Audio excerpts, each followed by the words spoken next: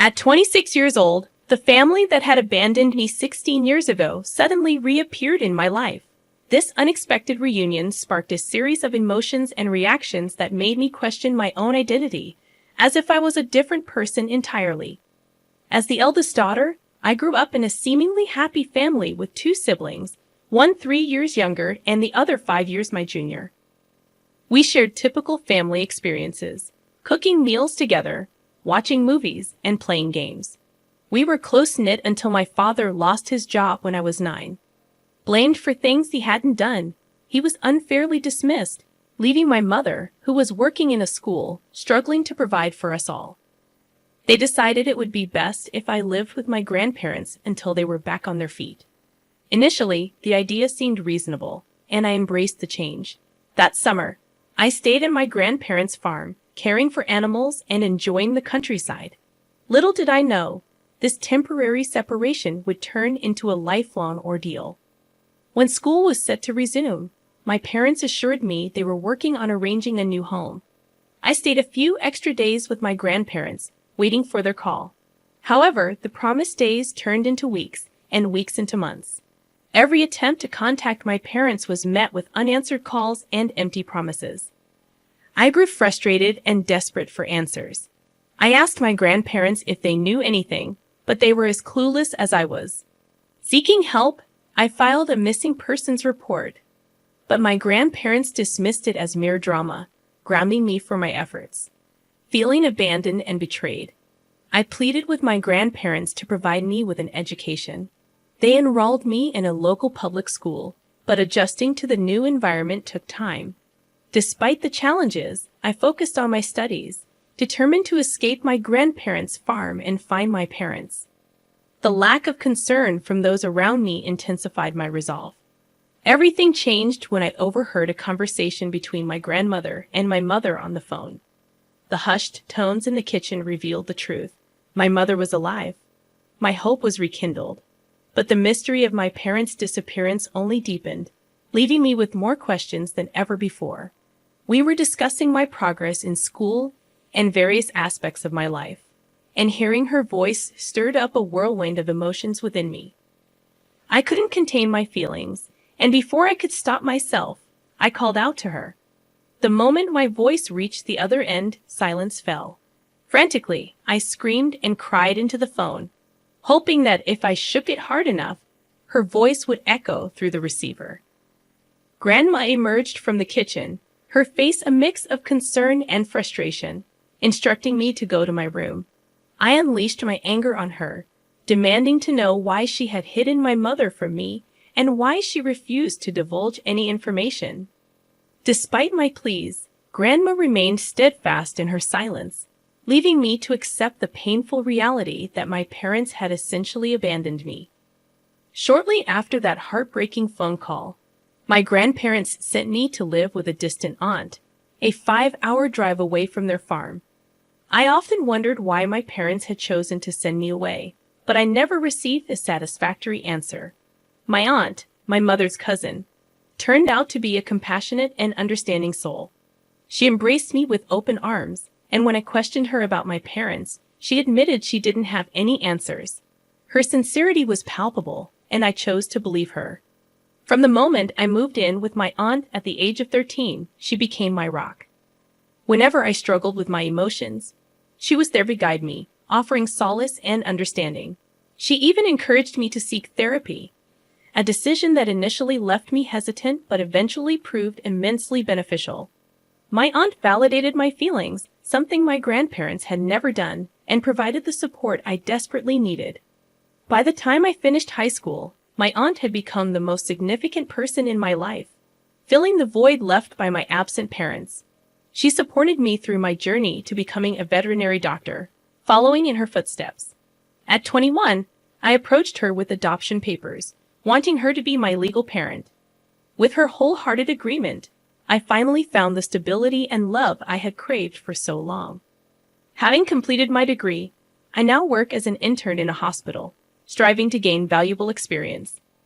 My career path has led me to move into a new apartment, away from the familiarity of my aunt's home. Despite the physical distance, I still visit her whenever I can. 2 days ago, on my day off, I was relaxing at home when the doorbell rang. Anticipating a delivery, I opened the door only to find my estranged family standing there, my mom, dad, and youngest brother. They appeared both unfamiliar and yet hauntingly recognizable. Stunned into silence, I couldn't find the words to express my emotions. They handed me an envelope containing a letter from my grandparents. According to the letter, I had allegedly run away from their home, refusing to maintain contact, causing them immense emotional distress. They demanded I pay for my brother's education, leveraging my newfound status as a doctor, threatening legal action if I refused. The situation made no sense to me. How could I be blamed for running away when I had been sent away by my grandparents? Why should I be financially responsible for my brother's education when I had no say in the matter? The demands felt unjust, leaving me bewildered and conflicted about how to respond. Why should I care about people who abandoned me for 16 years? With a head full of unanswered questions, I staunchly refused to help them, insisting they leave my premises. When they persisted, I called the cops. They claimed to be my parents, but I stood my ground, stating that legally, I was my aunt's daughter and provided her name. The authorities contacted her, and she confirmed my status, resulting in my family receiving a warning about trespassing and harassment. Since then, I've been bombarded with hurtful messages on social media from accounts owned by my family, labeling me as heartless. I confided in my aunt about everything, and although she understood my actions, she questioned whether I did the right thing. In the midst of this turmoil, my parents showed up at my workplace, causing a scene. Hospital security intervened, calling the police and escorting them off the premises. I couldn't fathom why my family, absent for so long, suddenly wanted to be a part of my life. The emotional toll weighed heavily on me. My therapist suggested talking to them, but I resisted. Eventually, I agreed to meet them in the presence of my aunt. Their explanation was disheartening. They sent me to my grandparents due to financial struggles, thinking it would be easier with one less mouth to feed. When circumstances improved, they couldn't afford to bring me back. Now, with their savings depleted, they wanted me to support them and pay for my brother's needs. They admitted fabricating the threat of legal action, hoping to guilt me into compliance. Each word shattered my heart, but I stood firm. I reminded them of my legal detachment and threatened legal action if they ever bothered me again at home or work. Despite their pleas for forgiveness, I walked away, my heart hardened against them. My therapist suggested I might be struggling to empathize, but the truth was, I felt nothing for them. If I could, I'd erase them from my memory without a second thought. Since my last update, my family has ceased reaching out to me. On the other hand, I have completed my internship, and I am considering another residency program before I sit for the NAVLE. I hold on to hope that my future will be all right. Sometimes I won't deny it. I wish I had a better relationship with my parents. Nevertheless, I am content with having my aunt as my sole parent. She proves to be a far superior mother than the other one I know. They abandoned you, lied to you, and left you with your grandparents. You owe them nothing. You are only giving them what they gave you. They'd abandoned you. I don't understand why they thought you wouldn't do the same. My sister-in-law, a 26-year-old woman, and I, a 29-year-old woman, have always had a complicated relationship. I thought she had matured enough to leave me alone, but apparently she couldn't resist causing drama. Our issues started when I began dating my husband. We met while he was helping her move.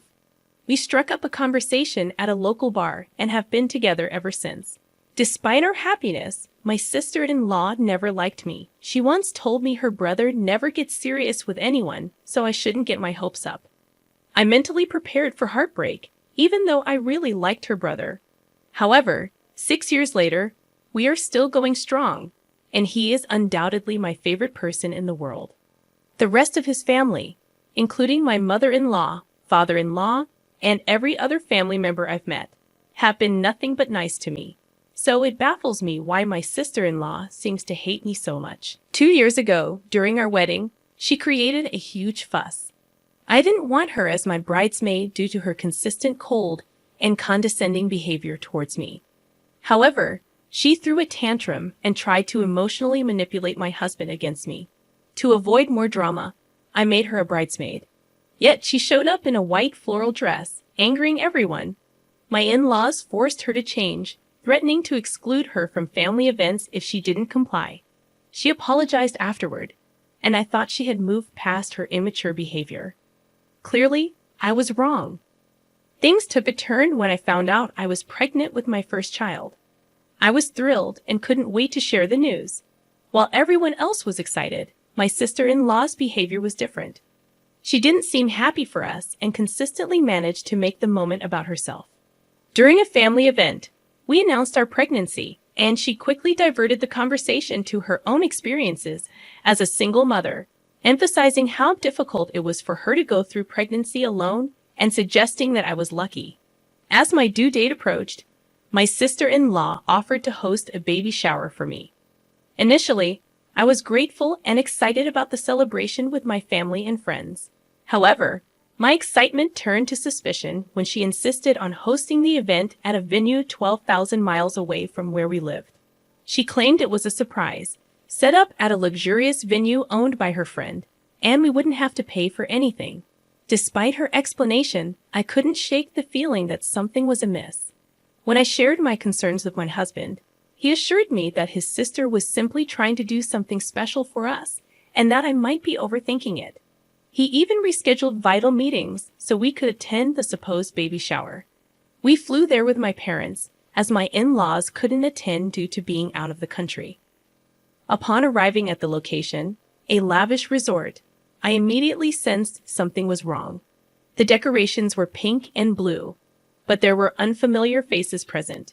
To my shock, there was another pregnant couple, and the woman was wearing the same white dress given to me by my sister-in-law.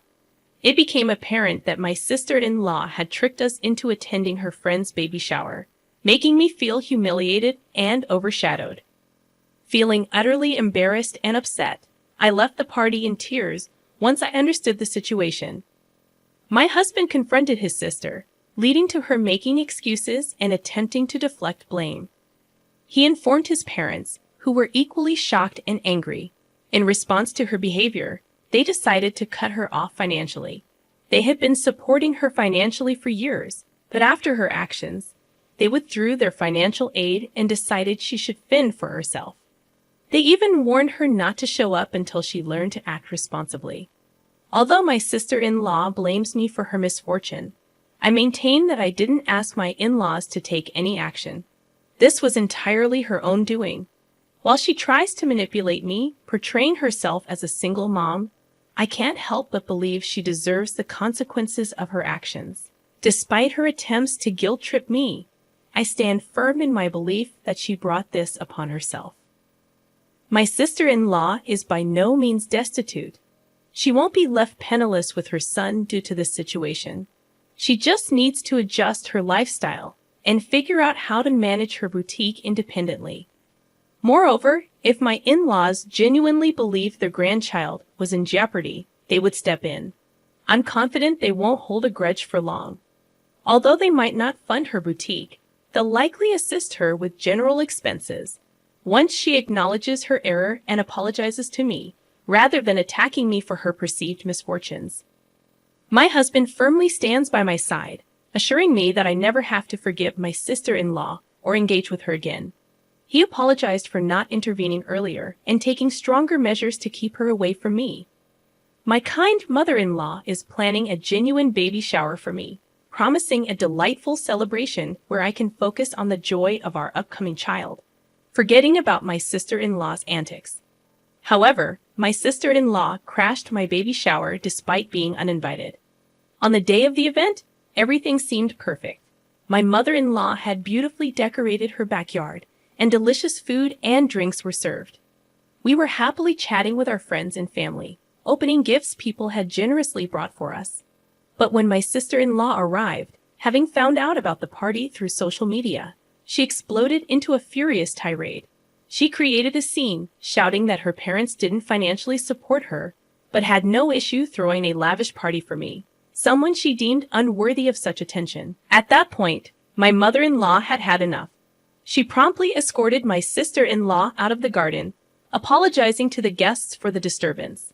After the event, my in-laws apologized to me multiple times, suggesting I obtain a restraining order against my sister-in-law.